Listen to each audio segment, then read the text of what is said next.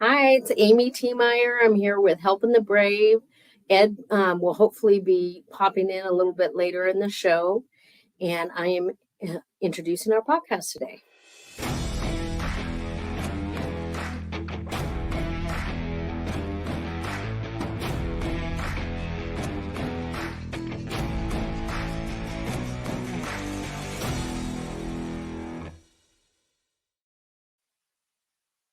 Hi, welcome back. I am very excited to bring in our guest today. She reached out to me on Facebook, and let me just bring her in. Debbie is a female veteran from Canada. And for those who know, I was born in Canada, so I absolutely love that a female veteran reached out. Welcome, Debbie. Thank you for coming. I'm excited to be here. So we were just chatting a little earlier that normally we ask all of our veterans why they picked the service that they picked. And it dawned on me that in Canada, there's only one service as far as I know, but Debbie was explaining the differences. Why don't we start with that? Yeah, sure. So I joined the military in 1980, and our forces have had a little bit of a restructuring over the years. But back then, we were all one, the Canadian Forces.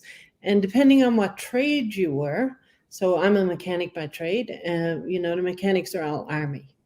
So they look after all of the fleet vehicles. Of course, in the Navy, we still have, a small Navy compared to the Americans, of course, but we still have all of the trades that are related to, being an operational Navy, and they would be what we call hard Navy trades. So your trade would determine what uniform you wore. Very cool. Now, what made you go into becoming a mechanic? Did you just love mechanics your whole life, or what made you think that?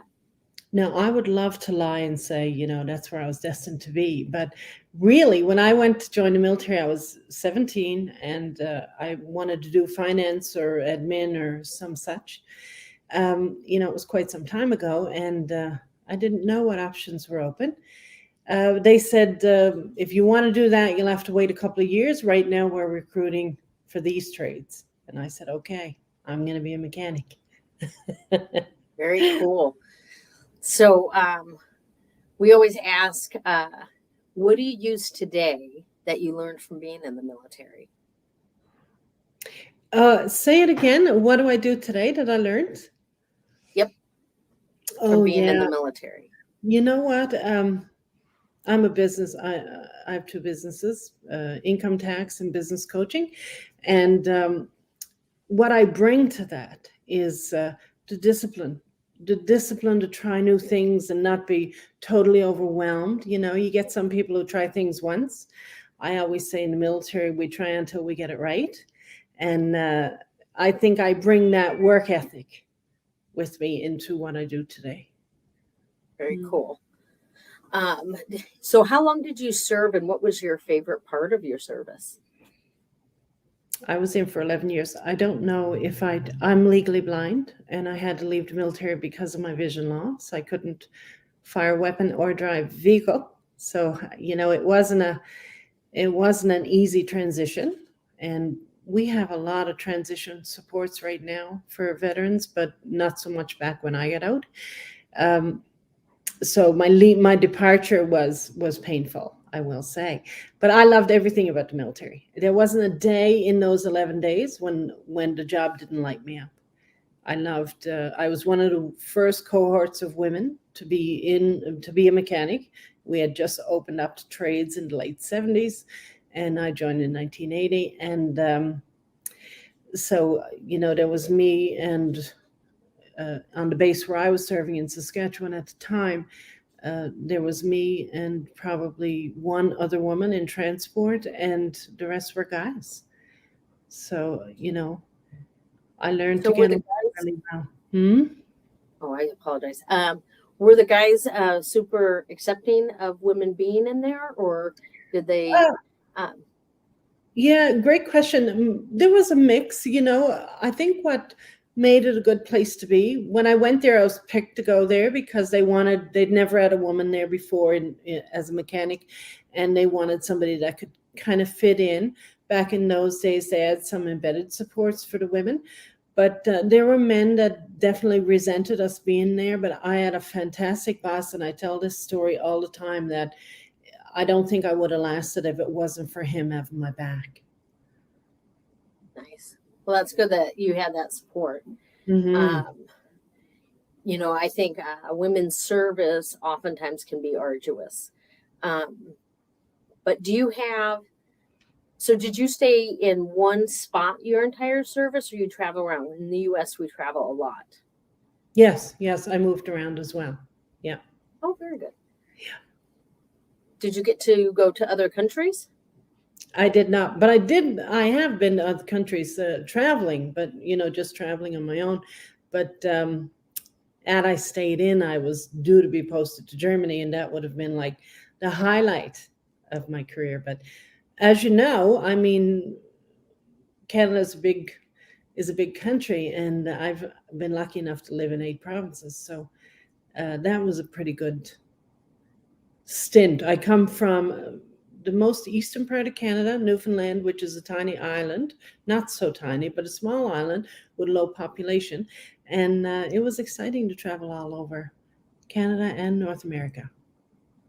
Well, and I think that is totally applicable. I mean, 8 different provinces in 11 years is Mhm. pretty good um, traverse. Yeah, you and know, it leaves a mark, right? Because now I don't have deep roots. I can move on it because we would move often, as you know. I don't need that kind of stability like other people do. I can switch things up pretty quick. I don't get attached. Yeah. Very good. Um, so you have also written a book, correct? Yeah, 3. 3. Yes. Tell us about those. uh, I mentioned that my transition was difficult, so I had to do a lot of things to try and make a living again. Um, the the first book I wrote was about online dating, and I borrowed from my time in the military doing occupational health and safety, and I looked at it from a safety perspective for older people, and I made a bit of money at that. And then the next book I wrote was called Money Mindset. I was changing my mind about money helped me to succeed as an entrepreneur. And I wrote it because coming from a military background, I had a great big heart to serve. Money was not our number one concern. And I'm going to say that, back in those days, we didn't get paid as well as they might today. And so you didn't serve because of the money. It was a challenge for me to put a price tag on my own services, and not want to give them away for free. So I had to learn those lessons the hard way, and I wrote a book about it. When I was done, I've I'm in the process now of getting a book published about veteran transitions into entrepreneurship. Very good. I think Ed would agree. Entrepreneurship in the veteran world is such a um, healthy thing for a lot of veterans, not necessarily for end all be all for everyone, Hmm. but I think because veterans tend to have that dogged determination and be able to overcome things, that is a great thing. Do you often have come across other veterans? Like sometimes we attract like people. Do you work with a lot of other veterans? I don't. I'm a mentor with a nonprofit veteran organization. We have an organization here called Princess Trust that helps other veterans transition into entrepreneurship. And when they started, because I had been away from the military for so long and didn't live around military people, I started mentoring with that group. And so I have a lot of contact with new entrepreneurs. But I've been out a long time, and I don't have a ton of veterans in my life, although I belong to some online groups and whatnot. Mm. Very good.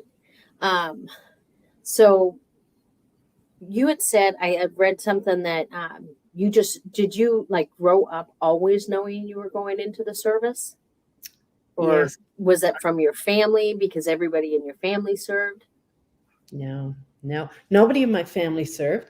We had a cadet corps in my community, and I mean, I don't know, I don't even know why I wanted to serve, but I did join the cadets. And when I was 12, I said, I'm going to join the military when I finish school. And back in those days, not everybody finished school. And I remember running into the recruiting officer at a community fair, and he said, you got to finish school if you want to get in the military. And that was a big determination for me. Well, as soon as I turned 17, because that's how old you had to be, I ran down and filled out the applications, and I still had a few more months.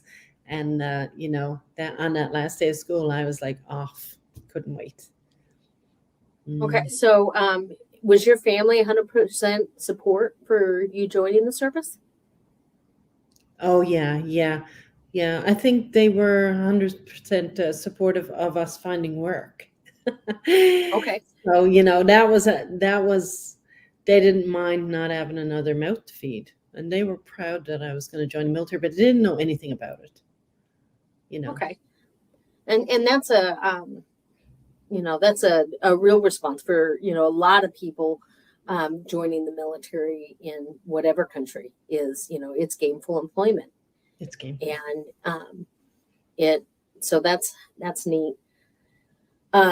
My dad served in the Marine Corps, and so he wanted me to go into the Marine Corps. And so our biggest thing was like I grew up kind of in the same way as that. I always knew I was going into the service. I just switched it up into went in the Army, and it was rivalry and different things like that.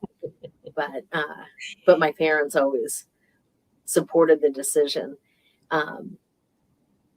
And so it's interesting. And, service in Canada, we have a Canadian command team down here in Washington State that is a part of Joint Base Lewis McChord. So I often get to spend time with people from the Canadian military and, reminisce and have fun and different things like that. Amy, did you say you were born in Canada? I did. I was born in Prince George, British Columbia, wow. And my family only lived there for a couple years. And then, so I went to school and everything in the U.S., but became a naturalized citizen at 16 and joined the Army at 17. Okay. So from what you're saying, so I did supply, but was attached to a light infantry unit, and so it was mechanized infantry, and so weapons, supply parts, different things like that. Mm-hmm. And so they are fairly similar in some of our services, so that's interesting. Yeah. What was going to say, so your third book, or are you still working on it, or you finished your third book? No, the third book was a compilation with a group of other people called Dreaming Big, Being Bold, and was for those people who had some kind of a life-altering event that derailed them and how they had reinvented themselves. So it was all about, I went to university in my 40s, and I don't mind saying I'm 59 now. And, that started me on this road to teaching, because I'm a teacher. I teach everything that I know. So yeah, that was what the third book was about. But 4 and 5 are written. One is at a traditional publisher. Everything has been self-published up until today. One's at a traditional publisher, waiting for them to decide. That's a little bit of a long process. And then I have one that is specifically for women, and it's more like a legacy piece for my daughter. So it's what I've learned. Being a woman, what I could pass on to her, because I'm a little bit of a feminist, so I, not hardcore or anything, but I think there's a lot that we learned. I've been through enough. Like recently, we had a class action lawsuit for Canadian women who were not treated well in the 80s, and I'm part of that. And from that process, I've learned a ton that I would like to pass on to her. So very good. Yeah, I think that sounds wonderful. So if somebody wanted to get a hold of you, what is the best place for them to find you? Probably a good starting point is my website, which is www.peoplecanbiz.com. That's BIZ. Yeah, that's probably the best place. And then everything leads to me. Everything leads to you. That's a great one-liner.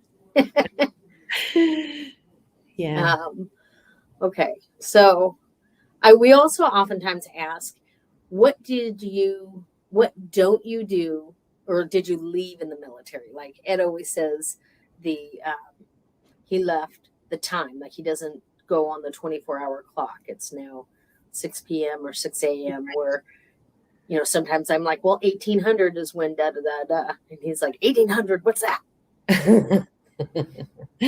Yeah, that's funny. I don't use that anymore, but when people do, they're often surprised when I know what they're talking about if they don't make the connection. The thing that I left behind was, we were highly controlled in the military, from how we could wear our hair and whether we could wear even clear nail polish or whatever. I don't like to be controlled now. I would not make a very good employee. I like to do whatever I want when I want to do it. And sometimes, I can see myself doing it just so I can do it. I felt the control was stifling afterwards, after I left, after the disappointment of leaving, because really they kicked me out, and it wasn't a pleasant departure because I didn't want to go. So after that, it was like I didn't want to do anything where I felt too confined. So in the US, the same thing happens. People get medically retired who aren't ready, who hadn't had the next step plan because they wanted the full career. Yes. And with the wars and stuff like that we've had, they now have soldiers who have disabilities that have been able to thrive, stay in the military and thrive. From prosthetics and different things like that. With being blind, what job would you have put yourself in? Like, how would you have reclassified? What would you have done if they had asked you? Well, it wasn't even, the difference today is, I would have been accommodated until I could build a path to a successful life outside. Back in those days, they just let you go. So I Right. didn't have that time to be able to build anything. But I wasn't, I lost my peripheral vision, and I have 5 degrees, so it's like that big. But what I can see is 20/20. Now, when I got out, I was in Ottawa, which is, of course, the nation's capital, and that's where the center of all the military is. I have friends that went there 30 years ago and have never left. They've never deployed. They've never left. They've been working in these big office buildings. And, I can't help but think that as an exemplary soldier, because I was somebody who was going to stay for life, and I was very valuable until the vision thing happened. I can't help but think that I could have done many things there for forever. So, they prematurely let me go. That's Certainly. And the problem was that I couldn't fire a weapon. So the only thing that made me, it wasn't my vision that didn't make me employable. It was the fact that I couldn't fire a weapon. And when you can't fire a weapon, you can't serve. Interesting. I think it's, like I said, we're even the military is still learning and on about human potential and impacts and strategy, right? Because that's really what it is. It's your human potential, the impact that you could continue to make, and how to strategize your skills. So I do think that would have been interesting to see, or wonder, as we have podcasts like this, if there isn't a soldier that you could impact in that way, that goes through almost the same thing, male or female, within the Canadian military, and then says, hey, no, it would be super cool if they reached out to you and helped you, and you could help them navigate a path for them to be successful. Yeah, without a doubt. And I have done so. But what's very interesting about my story, my path is it took me almost 10 years to land on my feet. Like it really did mess me up in a big way. The way that they got rid of me, not my service. I have friends who are messed up because of their deployments. That wasn't my problem. My problem was the way they got rid of me messed me up. And so it took me almost 10 years to decide, or not even just decide, but to be in a place where I could decide that I was going to do something about it. So remember, I was a mechanic, but I'm now a mechanic who's been to law school. I'm doing my MBA now at school, and along the way, I have overcome a lot and developed my own capacity. I would say that without that life-altering event, I wouldn't be here. I would not have. I was not on a track to be as exceptional as I am today.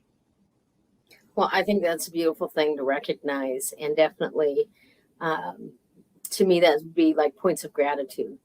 I could have an easier life, but I wouldn't have three grandkids, and it's all the things that when you look at everything. So I think that's incredibly important to do and see. And I agree. I think you're an exceptional person who's done wonderful things with their life, and your impact is huge. So I thank you for coming on. Well, I'm not ending, but I'm just saying I thank you for coming on Yeah. and So, sharing your story. and I love that we're getting to know each other, because when you asked whether I had a big network of military people, well, I don't, because I was pissed off when I left. And so that 10 years where I was really trying to find my own way back to, my own path back to purpose, right? Um, I was alone. I mean, I didn't tell people I was in military. I went from being the person who was in love with my career to somebody who didn't even tell other people that I was a veteran. So, I, but 10 years later, when I went to university, I think I was in my third year. There were other veterans in uniform in my class. Of course, I wasn't in uniform. And I commented on something, and they said, well, all due respect, but you would have had to have served to really get it. And I said, yeah, I get that. And I have served. So that was the first time I said it in public. I think in the US, a lot of women don't self identify. Like it feels um, sometimes different.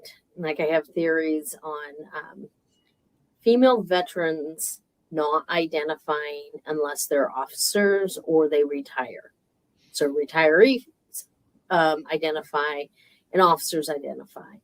But you could call us GI Janes that served for a number of years and got out and did other things. Just don't until somebody says, "Would all the veterans stand up?"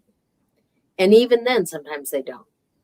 Um, and there's a lot, they talk about, because service isn't always as seen as honorable. Like women were not allowed in a lot of different capacities, from submarines in the Navy to being rangers. All these, not because we couldn't, but because we were never allowed to, even the opportunity to try. Right. And so our service wasn't seen the same way as men. And those things are changing, which I personally love that they're changing, because I'm not big into gender roles and different things like that. But it is so it's interesting. I love that you have chosen to identify as a veteran, and 11 years is a long time. Mm-hmm. That is a really great service record. So when you guys start off, what do you guys call it, like basic training or boot camp or Yeah, summer basic school? training. Yeah, Basic training. Yes. And when I joined, our first engagement was a 3-year contract, and then we did a 5-year and a 20-year. So I was in 11 years of 20 years. We called it 2040, so you could retire with 20 years service or age 40. whichever came first. So I could retire at 37. So I was in 11 years of a 20-year contract. So I was well over halfway through my contract. With That's cool. regards to identifying as veteran, we work very hard here in Canada to include um, people who serve and meet certain criteria as veteran. But the veterans themselves will have a little bit of a hierarchy in terms of I served till retirement kind of thing, and they may want to remind you that you didn't, but that doesn't impact me. That doesn't go down well with me. I feel as much a veteran as they do. So, yeah. That's good. What was I going to ask? Is your basic training hard? Like, is it obstacle courses? Like, what is your Yeah, memories of your basic training?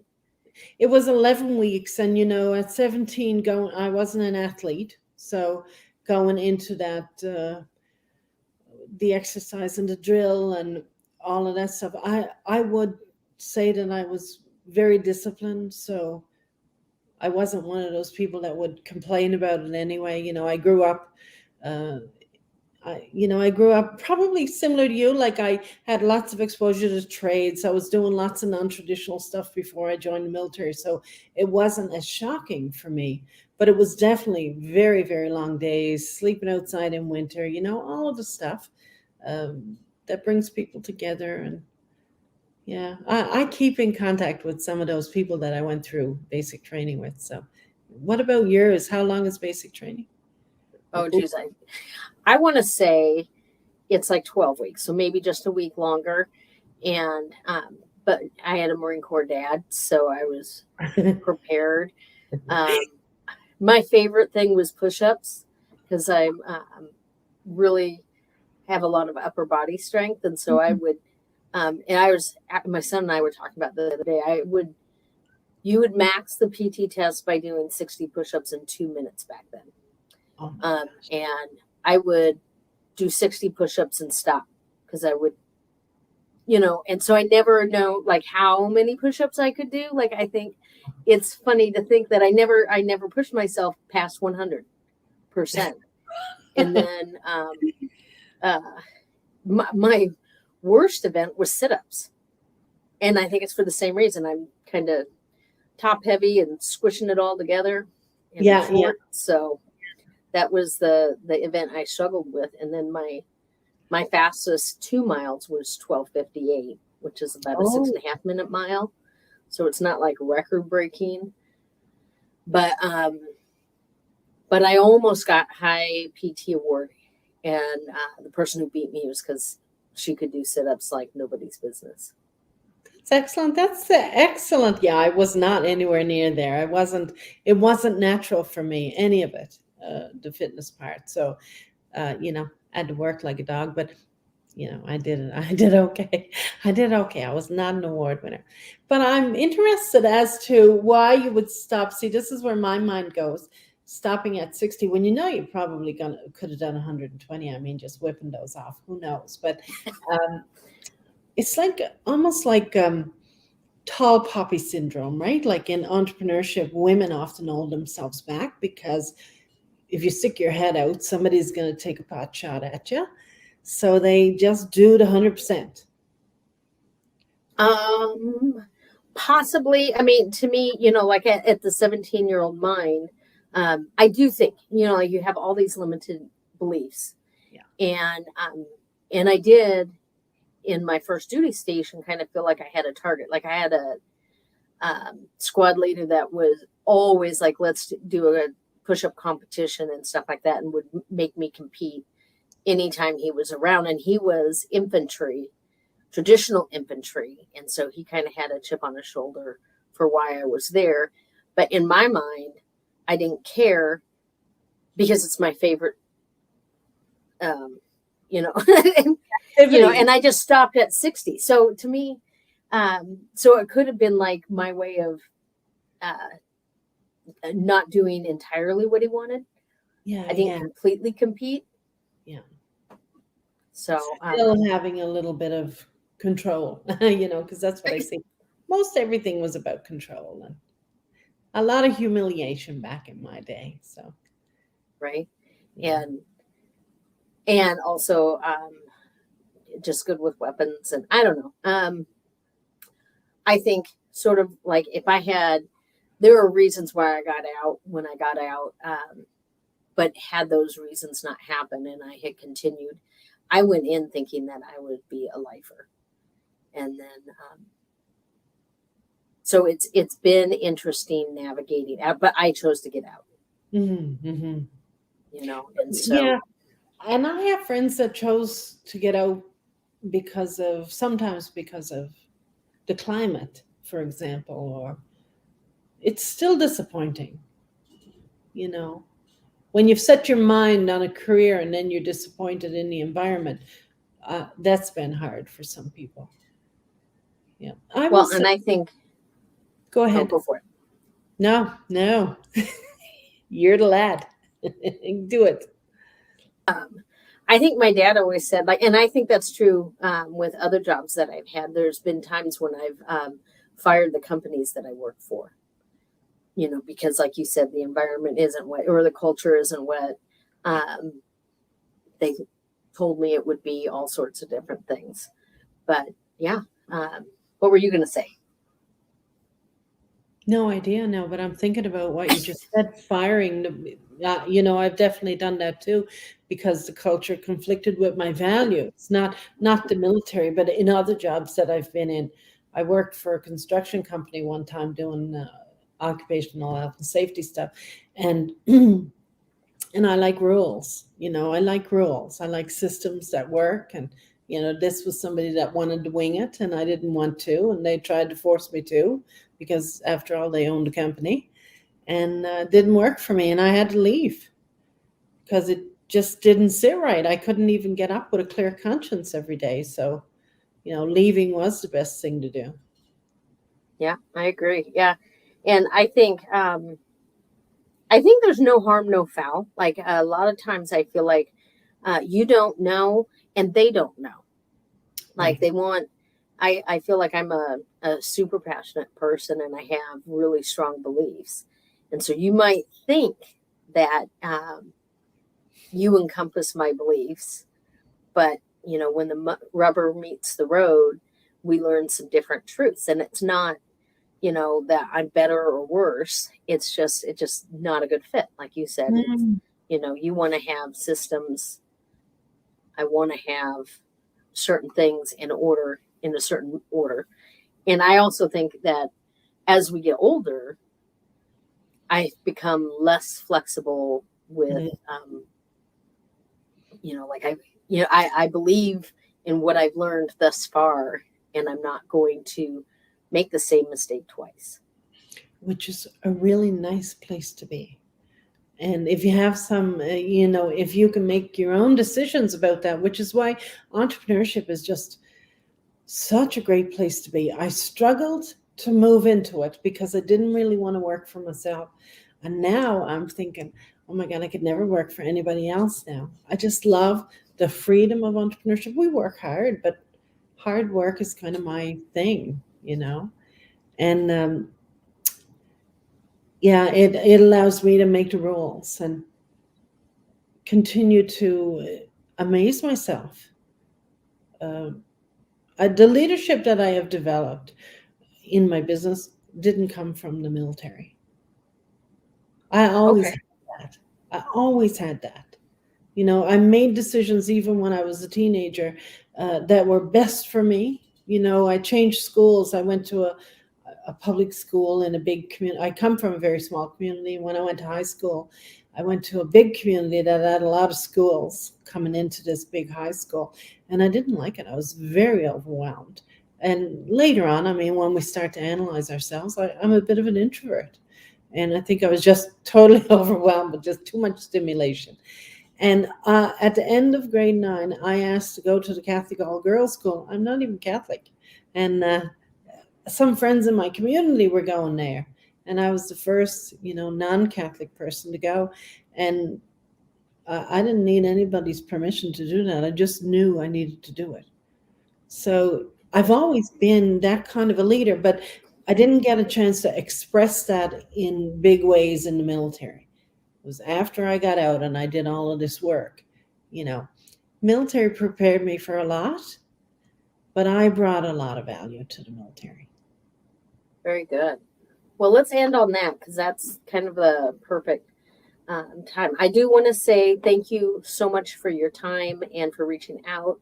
And I'm really, it was interesting stories. If you're watching us on YouTube and you like what we're all about, definitely reach out. And if you are a Canadian veteran and want to get a hold of Debbie, let me know and I will make sure that you, all roads lead to Debbie in Canada right now. So thank you for that. Thank you, Amy.